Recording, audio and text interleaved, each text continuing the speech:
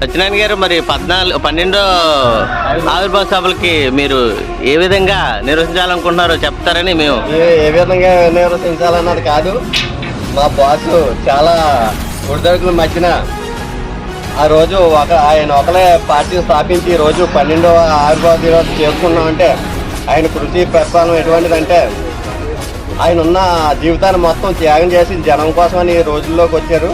ఆయన సొంతంగా పార్టీ పెట్టి ఈరోజు 12వ ఆవిర్భావం చేసుకొని ఎన్నో త్యాగాలు చేసి ఈరోజు డిప్యూటీ సీఎం అయ్యారు. ఉన్న మిగతా పార్టీలాగా ఎవరికైనా రాకున్న పార్టీ కాదు, బాబాయ్ నచ్చి చేసిన పార్టీ కాదు, అటువంటి ఎవరిని అడగదొక్కి ఎదిగినటువంటి పార్టీ కాదు.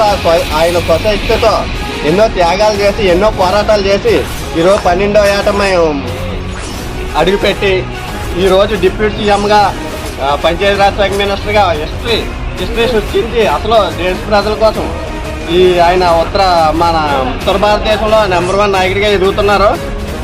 ఇంక ఈయన రాను ఒక్కొక్క 5-6 ఆవిర్భావ దినోత్సవాల్లో ఏ స్థాయిలో ఉంటారన్నది మేమే ఊహించలేకపోతున్నాం. కాబట్టి జన సైనికులుగా మేము చాలా హ్యాపీగా ఉన్నాం. దీనికి మాటికి ఆయన వెనకాల మేము కార్యకర్తగా అయినందుకు మేము చాలా సంతోషంగా ఫీల్ అవుతున్నాం. అలాగే ఈ రాష్ట్ర ప్రజలకి జన సైనికులకి అందరికీ కూడా మా 12వ ఆవిర్భావ దినోత్సవ శుభాకాంక్షలు. మరి ఆవిర్భావ సభకి జనం ఎంతమంది రావచ్చు?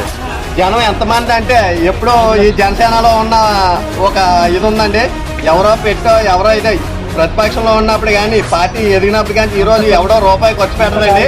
ఈరోజు మేము అధికారంలో ఉన్నా కానీ ఎవడో కూడా రూపాయి ఖర్చు పెట్టలేదు. అయినా మా డబ్బులు వేసుకొని మేము సభకి వెళ్ళడం జరుగుతుంది. మినిమం 15 లక్షల మంది సభకు వస్తారు.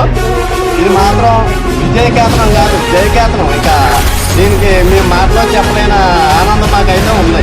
మరి మీకు వెహికల్స్ ఎవరైనా ప్రొవైడ్ చేశారు, మీరు సొంతంగా వెళ్తున్నారా? మా సొంతంగానండి, మా సొంత డబ్బులే మేము పెట్టుకొని ఏదో కార్యకర్త కలిగిన వాళ్ళు ఉంటే రూపాయి బాపేసుకొని తీసుకెళ్ళడం తప్పించి ఇందులోని ఎటువంటి ఇది లేదు.